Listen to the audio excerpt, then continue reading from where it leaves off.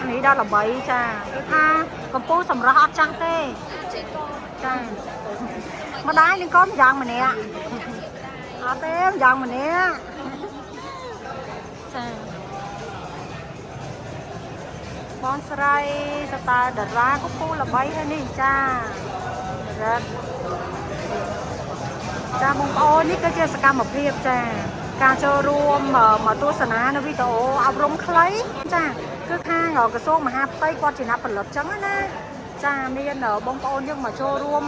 ទស្សនាច្រើនមែនតើគឺថាគ្រប់ត្រចាហើយក៏ជាលើកទី1ដែរចាខ្ញុំបានចូលរួមចាមកទស្សនាในការផលិតចារបស់ក្រសួងមហាផ្ទៃរាជធានីភ្នំពេញរបស់យើងចាមានសិល្បករសិល្បករនេះចូលរួមផងដែរចាក៏ដូចជាចាបងប្អូនខាងក្រសួងមហាផ្ទៃដែរចាក៏លោកបានអញ្ជើញមកចូលរួមដែរចា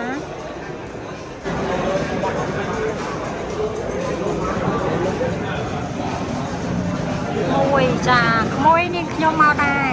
ចាអូនមានអារម្មណ៍មិនដែរអូនសប្បាយចិត្តរំភើបរីករាយថ្ងៃនេះនឹងកម្មវិធីវាអាចចែករំលែកពីចំណេះដឹងថ្មីៗពីបច្ចេកវិទ្យាហើយក៏ដូចជាការ scam សុខភាពនៅលើបណ្ដាញសង្គមចឹងអូខេអរគុណអូនចាតទៅមើលសកម្មភាពចាបងប្អូនយើងនេះចាបងប្អូននេះគាត់មានដាក់នំដៃឲ្យយើងញ៉ាំជាពិសេសគឺនំខ្មែរយើងណាចាយើងគ្រប់ត្រឹមផលិតផលខ្មែរយើងចានំខ្មែរបងប្អូននេះតំណងមែនតើនេះចាអូយចង់ញ៉ាំបងប្អូននេះមានច្រើនណាចានំខ្មែរបងប្អូននំខ្មែរយើងចាចូលរួមគ្រប់គ្រងអ្វីដែលជារបស់ខ្មែរ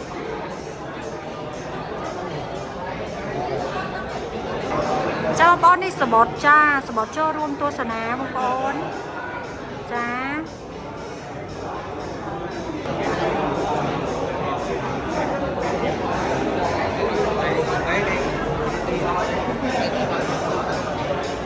តែចំណាយពេលវេលាឲ្យបានច្រើននៅក្នុងការតាមដានព័ត៌មានបច្ចេកវិទ្យាឲ្យបានទៅមុខទាត់ដូចគ្នាដែរគេឲ្យយើងចាញ់បោក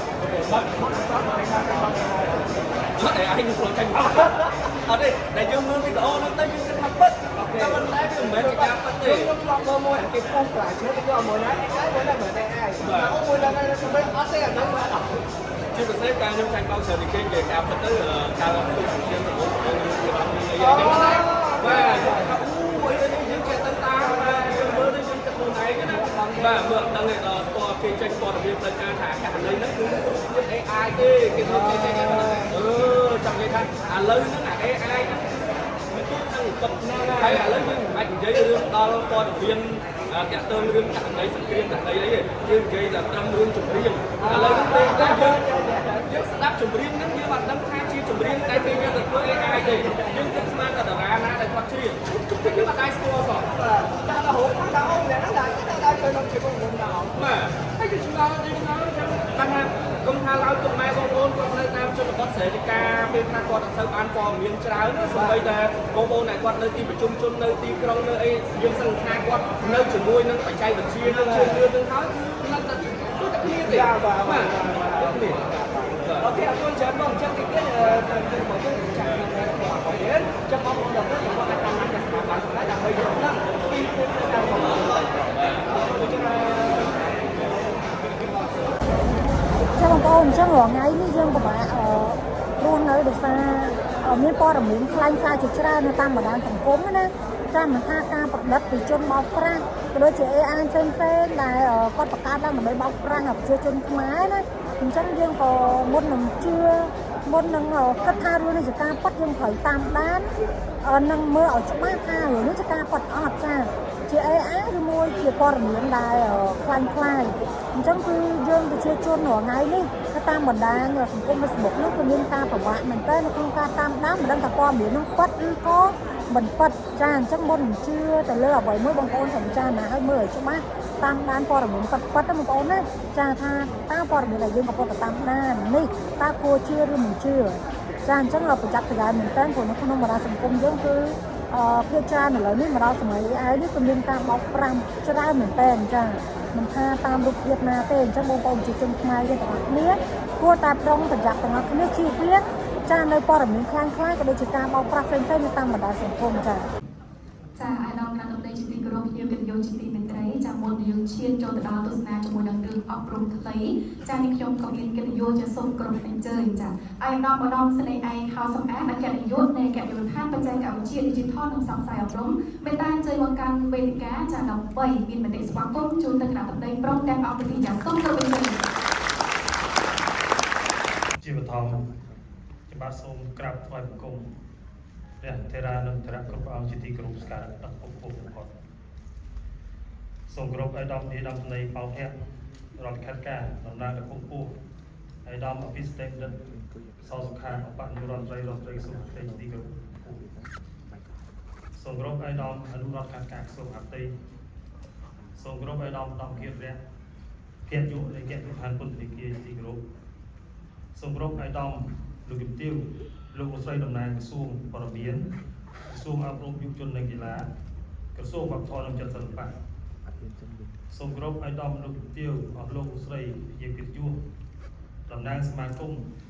វិស័យឯកជនសិល្បករសិល្បករនីអ្នកសារព័ត៌មានអ្នកផលិតមាតិកា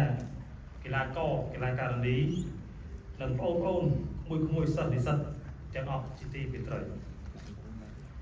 ថ្ងៃនេះក្នុងនាមថ្នាក់ដឹកនាំនិងមន្ត្រីរាជការទាំងអស់នៃអគ្គនាយកដ្ឋានវិច័យវិទ្យា Digital និងផ្សព្វផ្សាយអប់រំខ្ញុំបានពិតជាមានសេចក្តីសំណោះរីករាយនិងមោទនភាពយ៉ាងក្រៃលែងដែលបានទទួលស្វាគមន៍វត្តមានដ៏ខ្ពស់របស់ឯកឧត្តមនាយរដ្ឋមន្ត្រីប៉ោភៈរដ្ឋលេខាធិការតំណាងខ្ពស់ឯកឧត្តមវិស្វករសសុខាបបនាយករដ្ឋមន្ត្រីក្រសួងមហាផ្ទៃព្រមទាំងជាកិត្តិយសទាំងអស់ក្នុងពិធីសម្ពោធជាផ្លូវការនៅកម្រងខ្សែភាពយន្តអប់រំខ្លីៗពាក់ព័ន្ធនឹងបទល្មើសបច្ចេកវិទ្យានិងបទល្មើសទូទៅដែលប្រើប្រាស់បច្ចេកវិទ្យា Digital ជាមធ្យោបាយរបស់ស្ថានីយទូរទស្សន៍មហាផ្ទៃ MOI TV នាពេលនេះព្រះថេរានិងថេរៈគ្រប់ព្រះអង្គហើយដល់ពីដល់ស្ដីគណៈធិបតីនិងអង្គទ្វីទាំងមូលការរីកចម្រើនយ៉ាងជឿនលឿនយ៉ាងលឿននៃបច្ចេកវិទ្យាគមនាគមន៍និងព័ត៌មានបានធ្វើឲ្យពិភពលោករួមទាំងប្រជាជាតិកម្ពុជាទទួលបាននូវអត្ថប្រយោជន៍ជាច្រើនតាមរយៈការចាប់យកបច្ចេកវិទ្យា Digital ធ្វើជាមធ្យោបាយដើម្បីពង្រឹងនិងពង្រីកប្រសិទ្ធភាពការងារនិងអាជីវកម្មក្នុងយុគសម័យឧស្សាហកម្ម 4.0 នេះពិតជាបានផ្ដល់នូវភាពពេញលេញសម្រាប់សង្គមជាតិនីមួយៗវិវត្តខ្លួនជាសង្គម Digital តាមរយៈវត្តមាននៃបច្ចេកវិទ្យាទំនើបរួមមានបច្ចេកវិទ្យាបញ្ញាសិប្បនិម្មិត AI និងវិធីទិន្នន័យ Data Science បច្ចេកវិទ្យាគមនាគមន៍ 5G និង IoT បច្ចេកវិទ្យា Cloud Computing និង Big Data Technology បច្ចេកវិទ្យាផ្ទះឈីបដែលមានសមត្ថភាពខ្លាំងនិង Robotics ព្រមទាំងបច្ចេកវិទ្យា Cyber Security និង Blockchain ជាឧបករណ៍ដែលយើងអាចស្វែងរកព័ត៌មាននានាជុំវិញពិភពលោកបង្កើតអត្ថបទបង្កើតរូបភាពវីដេអូបទចម្រៀងបកប្រែសង្ខេបខ្លឹមសារសរសេរកូដកុំព្យូទ័របង្កើតគំរូប្រព័ន្ធបច្ចេកវិទ្យាដែលផ្ដល់មតិយោបល់ជំនួយស្មារតីឲ្យយើងយ៉ាងលឿនបំផុតស្ទើរតែមិនគួរឲ្យជឿចំណុចនេះចង់បញ្ជាក់ថាសូម្បីតែបងប្អូនក្មួយជាសិស្សនិស្សិតប្រហែលជាមានភាពស្ទាត់ជំនាញបំផុតក្នុងការសិក្សាស្រាវជ្រាវប្រចាំថ្ងៃប៉ុន្តែទោះជាយ៉ាងណាសូមចាត់ទុកថា AI ត្រឹមតែជាអ្នកជំនួយបន្ថែមបន្ទាប់ពីយើងបានគិតហើយកុំឲ្យ AI គិតយើងគិតជំនួសយើងព្រោះការសិក្សាគឺជាការធ្វើវគ្គកម្មខុសក្បាលហេតុនេះហ្វឹកហាត់កាន់តែខ្លាំងយើងកាន់តែពូកែទោះបីជាបច្ចេកវិទ្យា Digital បានផ្ដល់នូវអត្ថប្រយោជន៍មហាសាលដល់មនុស្សជាតិប៉ុន្តែវាក៏ទាមទារឲ្យមនុស្សប្រើប្រាស់ប្រកបដោយការទទួលខុសត្រូវនិងប្រុងប្រយ័ត្នខ្ពស់ព្រោះបច្ចេកវិទ្យានេះត្រូវបានប្រើប្រាស់ទាំងមនុស្សល្អនិងមនុស្សអាក្រក់ព្រះថេរានិងថេរៈគ្រប់ព្រះអង្គឯកឧត្តមនាយរដ្ឋមន្ត្រីគណៈស្ដីអង្គពិធីទាំងមូលឆ្លៀតក្នុងឱកាសនេះខ្ញុំសូមគោរពជម្រាបជូនអង្គពិធីទាំងមូលបានជាផងដែរថាគណៈយុវដ្ឋានបច្ចេកវិទ្យា Digital និងផ្សព្វផ្សាយអប់រំដែលជាសេនាធិការជួរក្រសួងមហាផ្ទៃលើការងារបច្ចេកវិទ្យា Digital និងផ្សព្វផ្សាយអប់រំបានអនុវត្តយ៉ាងសកម្មនៅទូរទស្សន៍ភាគីរបស់ខ្លួនដោយផ្ដោតលើការងារស្នូលសំខាន់រួមមាន ការងារកសាងហេដ្ឋារចនាសម្ព័ន្ធ Digital ដែលប្រៀបដូចជាសរសៃឈាមប្រព័ន្ធវិច័យវិទ្យា Digital បម្រើដល់ការងារសន្តិសុខស្ដាប់ធ្នាប់សាធារណៈដែលជាឆ្អឹងខ្នងនិងអាវុធយុទ្ធភ័ណ្ឌប្រព័ន្ធទិន្នន័យស្នូលជាខួរក្បាលប្រព័ន្ធការពារសុវត្ថិភាព Cyber ដែលជាខែលការពារកសាងធនធានមនុស្ស Digital ដែលជាកងទ័ពនិងចុងក្រោយគឺប្រព័ន្ធផ្សព្វផ្សាយ Digital ដែលជាចិត្តសាស្ត្រនិងយុទ្ធសាស្ត្រនៃនយោបាយវិច័យវិទ្យាហើយថ្ងៃនេះយើងនឹងជជែកគ្នាពាក់ព័ន្ធនឹងប្រព័ន្ធផ្សព្វផ្សាយ Digital នេះឯងអគ្គនាយកដ្ឋានវិច័យវិទ្យា Digital និងផ្សព្វផ្សាយអប់រំទៅក្នុងនោះយើងមានហេដ្ឋារចនាសម្ព័ន្ធសរុបមាននាយកដ្ឋាន7បាទនៅក្នុងនេះសូមបាទជាមុំចរទីដើម្បីស្គាល់កាន់តែច្បាស់នៅក្នុងនោះមាន5នាយកដ្ឋានដែលជាសេនាធិការជូនអគ្គនាយកដ្ឋានលើការងារ Digital និងមាននាយកដ្ឋាននៅស្ថានីយ៍ចំនួន2ដែលជួយអគ្គនាយកដ្ឋានលើការងារផ្សព្វផ្សាយ Digital គឺទី1គឺនាយកដ្ឋានផ្សព្វផ្សាយអប់រំទី2គឺស្ថានីយ៍ទូរទស្សន៍ផ្សេងកន្លងទៅអគ្គនាយកដ្ឋានក៏បានខិតខំជំរុញការផលិតព័ត៌មានមាតិកាផ្សព្វផ្សាយអប់រំបញ្ជ្រាបចំណេះដឹងពាក់ព័ន្ធនឹងច្បាប់សេចក្តីណែនាំសេវាសាធារណៈវឌ្ឍនភាពការងារនៃរដ្ឋបាលរាជធានីខេត្តទាំង25វេទិកាជជែកភាសាបទយកការកិច្ចសម្ភាសខ្សែភាពយន្តអប់រំជំនាញលក្ខណៈដើម្បីផ្សព្វផ្សាយជូនដល់ប្រជាពលរដ្ឋទូទៅបានស្វែងយល់ជាជំនួយស្មារតីបញ្ជ្រាបចំណេះក្រានរំលឹកក្នុងន័យជំរុញការថែរក្សាបាននូវសង្គមជាតិមួយប្រកបដោយភាពសុខដុមនិងសុខសប្បាយភាពខ្ពស់ឆ្លងតាមបទពិសោធន៍នៃការផលិតមាតិកាផ្សព្វផ្សាយកន្លងមកឃើញថាការផ្សព្វផ្សាយជាប្រភេទអត្តបលពន្យល់ខ្លឹមសារឬតាមរយៈវិធីសាស្ត្រផ្សព្វផ្សាយប្រពៃណីពុំសូវទទួលបានការចាប់អារម្មណ៍ច្រើនពីអ្នកទស្សនានោះទេទៅវិញការផលិតនៅវីដេអូអប់រំខ្លីៗពិតជាមានភាពទាក់ទាញពេញនិយមខ្លាំងពីសំណាក់អ្នកប្រើប្រាស់ប្រព័ន្ធផ្សព្វផ្សាយឬបណ្ដាញទំនាក់ទំនងសង្គមបាទនៅក្នុងនេះសូមបើកចត់ខ្លីទេបាទភាសាកន្លងមកសូមហាប់តៃអគ្គប្រធានវិច័យវិទ្យា Digital ដែរយើងក៏បានធ្វើកិច្ចការងារពាក់ព័ន្ធនឹងការធ្វើជាវីដេអូសំទោសធ្វើជាសារអប់រំសម្រាប់រៀងរាល់ថ្ងៃសៅរ៍បាទថ្ងៃសៅរ៍ខែនេះយើងធ្វើកិច្ចការងារនេះដោយសារជាគិតថាថ្ងៃច័ន្ទដល់ថ្ងៃសុក្រច្បាស់លាស់បាទដល់ពេលយើងចែករំលែកឬក៏យើងចុចចូលរួមតែចំបល់ផ្សេងទៅកុំឲ្យមានបញ្ហាដល់ខ្លួនយើងហើយចាក់ស្ដែងកន្លងមកជាការអនុវត្តសុខភាពការពិតទៅនិយាយត្រង់នៅទីនេះគឺថាសម្រាប់ក្រសួងមហាផ្ទៃមន្ត្រីក៏បានជារបស់យើងក៏មិនចង់ទៅអនុវត្តទៅលើការបរិហាគេឬក៏ផ្សេងនៅលើបណ្ដាញសង្គមដែរប៉ុន្តែជាសមត្ថកិច្ចជាទូនទីនៅពេលដែលមានបណ្ដឹងនៅពេលដែលមានរឿងការកើតឡើងសមត្ថកិច្ចយើងត្រូវតែអនុវត្តច្បាប់បាទអនុវត្តច្បាប់វាមានតែមានធ្វើមានស្រាលតាមចុះវិធីសាស្ត្ររបស់យើងដើម្បីធ្វើការជ្រាបចំណេះដឹងធ្វើការកាត់បន្ថយនៃការចូលរួមបន្តិចឬក៏យោបល់ឬការចែករំលែកដែលវាមិនស្របច្បាប់ឬវាមិនត្រឹមត្រូវបានយើងទៅជែកគ្នាជាមួយមន្ត្រីជំនាញរបស់យើងគឺថាយើងធ្វើជាវីដេអូអប់រំបន្ទាប់ពីវីដេអូអប់រំនេះហើយឃើញថាបន្តបាន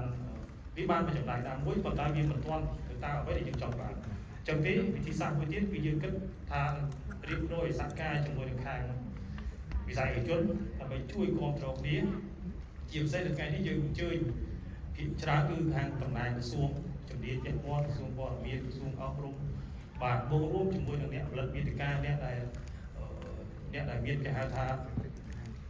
ប្រើប្រាស់បណ្ដាញសង្គមអ្នកដែលផលិតមាតិកានេះជួយជំរុញគ្នាសហការគ្នាដើម្បីធ្វើម៉េចជំរុញការផ្សព្វផ្សាយការប្រើប្រាស់បណ្ដាញសង្គមក៏ប្រកបទូត្រូវប្រកបដោយការច្បាស់លាស់អំពីប្រភពដែលយើងអាចធានាបានចូលរួមដោយគេហៅថាមានគុណភាពបាទនេះបានយើងជួយសង្គមទាំងគ្នាហើយបើសិនជាយើងនាំវាចែករំលែកដល់ព័ត៌មានមិនច្បាស់ការទៅជាបុគ្គលសង្គមនឹងមានបញ្ហាខ្លួនឯងផងបាទហើយយើងអាចប៉ះពាល់នឹងផ្លូវច្បាប់ផងដែរបាទខ្ញុំចង់បញ្ជាក់សួរថាឲ្យជីតែភ្លើងជាយើងដឹងបាទយើងវាច្រើនលេងនិយាយគ្នាលើទូរស័ព្ទប៉ុន្តែដើម្បីមានប្រយោជន៍ធ្វើវិញធ្វើវីដេអូខ្លីៗដើម្បីពួកគាត់មើលចំណេញផងជាតែភ្លើង5នាទី10នាទីអីក៏មិនយើងចំណេញឧទាហរណ៍យើងចូលមកអង្គុយនេះបាទអញ្ចឹងមកថាឥឡូវនេះខ្ញុំមានឥឡូវខ្ញុំ និយាយអត់ស្មោះត្រង់ខ្លួនឯងទៅដល់ផ្ទះខ្ញុំមានវិន័យមួយដែរក្នុងគ្រួសារគឺថាបច្ចេកវិទ្យាដល់ពេលលឿនពេកឥឡូវយើងនិយាយលេងនិយាយគ្នាបាទអញ្ចឹងដល់ផ្ទះនៅពេលដល់តុបាយសូមកុំមើលទូរស័ព្ទអង្គុយហូបបាយជាមួយគ្នាជជែកគ្នាចប់ពីនឹងទៅចាំបន្តទៀតអញ្ចឹងឥឡូវលេងនិយាយគ្នាអស់កូននោះក៏ចុចផ្សេងខ្ញុំចុចផ្សិនប្រពន្ធចុចផ្សិនទៅឥឡូវវាលេងចុះបើថាត្រឡប់មកវិញក្រៅពីវិធីសាស្ត្រផ្សេងក្រៅពីការអប់រំនៅតាមបណ្ដាញសង្គមការសារអប់រំនៅរៀងរាល់ថ្ងៃសៅរ៍នេះយើងក៏បានតែចេញទៀតដូចខ្ញុំបញ្ជាក់ខាងដើមនឹងផលិតជាវីដេអូខ្លីៗក្នុងរយៈពេល2សប្តាហ៍ម្ដងជាទៀងទាត់ហើយគេគិតថានេះជាជំហានមួយដំណើរការចេញទៅមួយជំហានយើងនឹងសាកល្បងធ្វើការជាមួយគ្នាថាយើងកម្រងទៅថានៅពេលដែលយើងដំណើរការ2សប្តាហ៍យើងចេញវីដេអូមួយនេះយើងនឹងធ្វើរបៀបជាបច្ចុប្បន្នភាពតើការយល់ដឹងការចូលរួមវាដល់កម្រិតណាដើម្បីយើងពិនិត្យមើលអស់គ្នាថាយើងគួរដើរតាមផ្លូវនេះទៀតឬក៏យើងត្រូវកែសម្រួលផ្លូវណាដើម្បីធ្វើម៉េចឲ្យបងប្អូនជាប្រុសយើងបានយល់ដឹងច្រើនអំពីបច្ចេកវិទ្យាហើយជាពិសេសរឿងប្រព័ន្ធតាមបណ្ដាញសង្គមនេះឯងនៅត្រង់ចំណុចនេះខ្ញុំសូមអនុញ្ញាតគ្រប់អនុញ្ញាតទាញចំណាប់អារម្មណ៍ពីគណៈធិបតីទាំងអង្គទាំងមូលមេតាចាប់អារម្មណ៍ជាមួយថា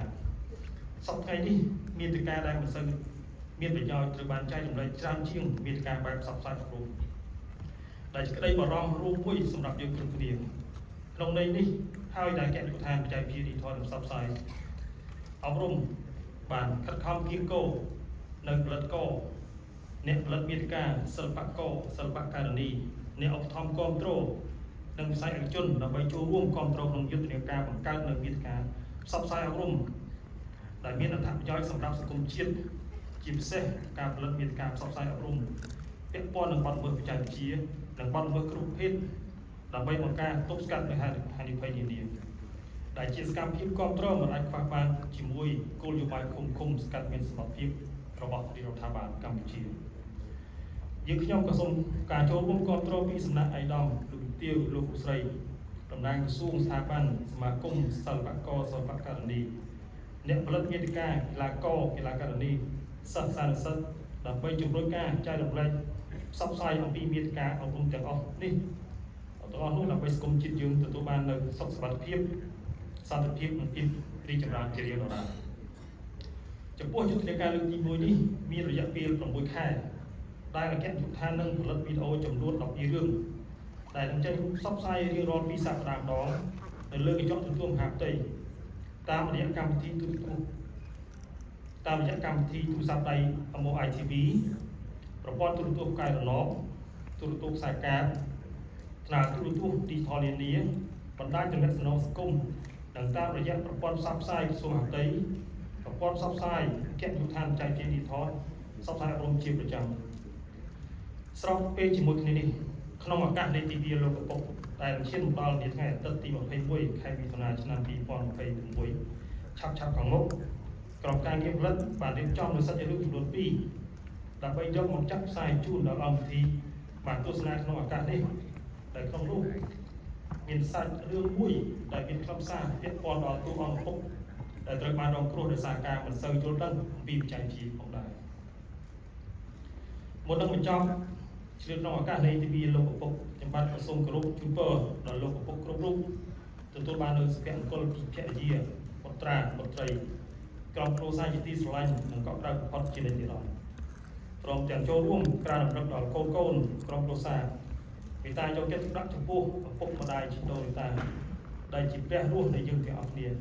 ដែលស្របពាក្យចាស់ពោលថាធ្វើបុណ្យតនកែប្រែបាទមុននឹងបញ្ចប់នេះខ្ញុំសូមយកវេទិកានេះសូមថ្លែងអំណរគុណបាទដោយទៅបានខាងMC ពីកងទីការនេះក៏បានលើកហើយក៏ដែរខ្ញុំគ្រាន់តែសូមថ្លែងអំណរគុណបាទពួកកម្មវិធីយើងកើតឡើងបានពីនេះដោយសារមានការចូលរួមពីផ្សាយជនដែលមើលទី1សូមក្រុមអរគុណក្រុមហ៊ុន Bitphone បាទទី2គឺរោងភាពយន្តសបាយ Cinema ដែលយើងកំពុងតែចូលរួមទីនេះគឺគាត់ឧបត្ថម្ភទី3ក្រុមហ៊ុន TVSL Cambodia បាទហើយបាទឧបត្ថម្ភអាហារសម្រន់បាទទី4 Gribit Cambodia បាទដែលខ្ញុំវា เพื่อใส่เคยไปจังตอนเราบริบาทอุปธรรมมหาสมาธิเซนในการกลายบาจงกลายคือบินกาแฟบาอุปธรรมกาแฟสเนี่ยการทีถึงมูลบาเกิดที่การทีในเชิงไอการอันนี้บ้านเป็นการโชว์ดีใส่จนในภาษาการโชว์รูปคอนโทรลช่วยทางแก้ทางยืดเครื่องบริจิตสุขาตีบาชาวบ้านต่างเดียนนะลองบอกแก้ท่านทรงลายคนทางกระทรวงในอย่างชื่อเชี่ยวชาญมันต้องคอนโทรลทางที่ยังต่อเตี้ยเราไปงานรูปเนี่ยโชว์รูปคอนโทรลทำให้เราเป็นประโยชน์เชี่ยวจากรูปจิตใส่บอลองจิตเราไปเจอจิตที่เป็นจำจุดส่งรูปไทยมาก้นอย่างเช่นเชื่อจุดพวกวัตถุดิบของพวกระบายดำเดียดำในรถการการตำนานแบบพวกไอ้ดำพิเศษนั้นผมว่าอยู่รอนไตสูงหักไตไอ้ดำลูกติวลูกใส่ตำนานกระทรวงสถาบันสมาคมสลับกอสมุนการนี้กีฬากอกีฬาการนี้เนี่ยเลิศวิทยการไตกู้สถานการณ์คอนโทรลวิสัยไอจุนสัตย์สัตย์หนึ่งกรองการเงินต่างอ้อแต่บานสังการหรือจอมหนึ่งโจร่วมทั่วกรรมที่ต่างมูลบานประตูเราจุกใจกนาขยมส้มกราบไฟมุกมหนึ่งเกปเปอร์จากเทรานของเทระกรุ๊ปอันหนึ่งส้มกรุ๊ปชูโปไอดอมสไนเปาเพะตอนคัดการของมันของพวกไอดอมฟิสเตดันพักยูโรไปดอมเท็กซ์มาไปไอดอมลูกเตี้ยวเอาลูกใส่ยังกินชั่วเรายังมือไอ้เลยมาตามรูปก่อนได้แต่มือไอ้จังชมมาตัวเรื่องนี่นะแต่ยังมาตามรูปก่อนได้แต่สู้แต่มือตุสนาเรื่องไอ้สมองคนในดำแกะอยู่ระหว่างเมียนใส่โดยเฉพาะสเตอร์ในกลุ่มกรอนหายจุ่มเป็นปัญหาในการจุ่มนี่บอกเยอะในไงนี่จะได้ชมเป็นสถานการณ์บอกชมมันเป็นไอ้ชราญไทยมันเด้ก่อนแต่ถ้าจูรูมจมพูจิตตุสนะตุตื่นสำหรับจิการใจในนองวิธีบอกอยู่พร้อมให้ก็โดยเฉพาะนองเนียมไอ้ดอมพี่สันเตมิเดนสองสังหารบางยี่รอนไตรกระสุนงามตีแต่สารแต่โลกเรียนการวิธีวงเรียนอย่างช้าโลกบางคนโลกเรียนcáchจูเพียมโดยไม่